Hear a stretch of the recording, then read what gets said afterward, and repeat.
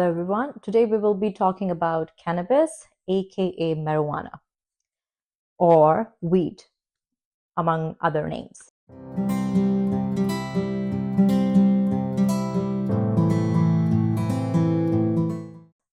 It is a non-chemically uniform drug from the cannabis plant. Tetrahydrocannabinol, THC, is the main psychoactive component of cannabis, which is one of the 483 known compounds in the plant, including at least 65 other cannabinoids such as cannabidiol, CBD. Cannabis can be used by smoking, vaporizing, within food, edibles, or as an extract. Cannabis has various mental and physical effects, which include euphoria, altered states of mind and sense of time, difficulty concentrating, impaired short-term memory, impaired body movement, balance and fine psychomotor control, relaxation, and an increase in appetite. The onset of effect is felt within minutes when smoked, but may take up to 90 minutes when eaten, or as orally consumed drugs must be digested and absorbed. The effects last for 2 to 6 hours, depending on the amount used. At high doses, mental effects can include anxiety, delusions, including ideas of reference, hallucinations, panic, paranoia, and psychosis. Now let's talk about medicinal use of cannabis or marijuana. Medical cannabis or medical marijuana refers to the use of cannabis to treat disease or improve symptoms. However, there is no single agreed upon definition. For example, cannabinoids derived from cannabis and synthetic cannabinoids are also used. There is some evidence suggesting cannabis can be used to reduce nausea and vomiting during chemotherapy, to improve appetite in people with HIV/AIDS, or to treat chronic pain and muscle spasms. Evidence for its use for other medical applications is inefficient for drawing conclusions about safety and efficacy. There is evidence supporting the use of cannabis or its derivatives in the treatment of chemotherapy-induced nausea and vomiting, neuropathic pain, and multiple sclerosis, MS. Lower level of evidence supports its use for AIDS, wasting syndrome, epilepsy, rheumatoid arthritis, and glaucoma. CBD is a 5-HT1A receptor agonist, which is under laboratory research to determine if it has an anxiolytic effect. It is often claimed that sativa strains provide a more stimulating psychoactive high, while indica strains are more sedating with a body high. However, this is disputed by researchers. A 2015 review found that the use of high CBD to THC strains of cannabis showed significantly fewer positive symptoms such as delusions and hallucinations, better cognitive function, and both lower risk for developing psychosis as well as a later age of onset of the illness, compared to cannabis with low CBD to THC ratios. Now let's talk about some short-term effects of cannabis or marijuana.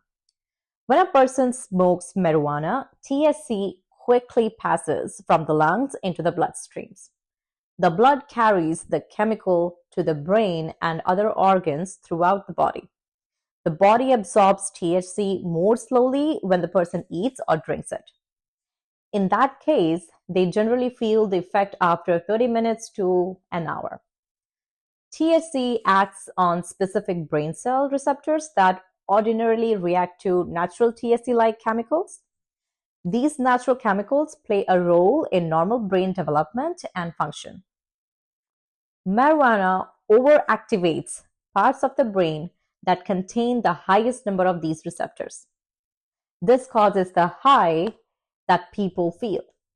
Other effects can also include altered senses, for example, seeing brighter colors, altered sense of time, changes in mood, impaired body movement, difficulty with thinking and problem solving, and impaired memory, hallucinations when taken in high doses, and delusions when taken in high doses again.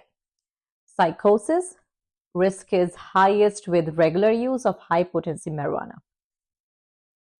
Now, talking about the long term effects of marijuana, marijuana also affects brain development.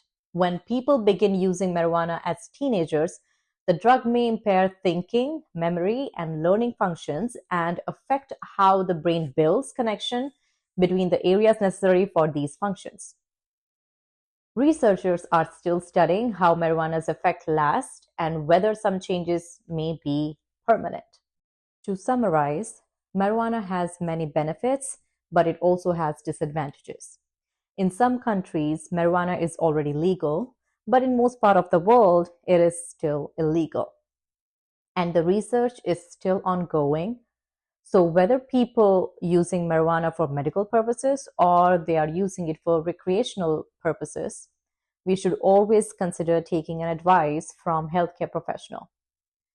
If we are using marijuana for medical purposes, for example, to cure chronic pain, epilepsy, increasing your appetite for people who are suffering from cancer, always seek medical care, medical advice.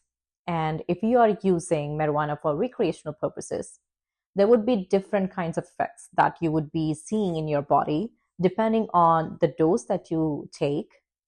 And research is still limited, but for some people, sativa strains work better, and for some people, indica strains work better to show the necessary effects that people are seeking. Multiple other reasons like this should be thought about before considering using marijuana or cannabis. Keep in mind that it is always going to be an individualized response, meaning how your body is going to respond to cannabis depends on the percentage of THC to CBD that you consume and which strain that you would be consuming. There would be a lot more to cover on this topic, but we would be talking about those in much more details in our upcoming videos. If you have any further questions or thoughts about anything related to this topic, please leave a comment below and subscribe to our channel. Thank you all.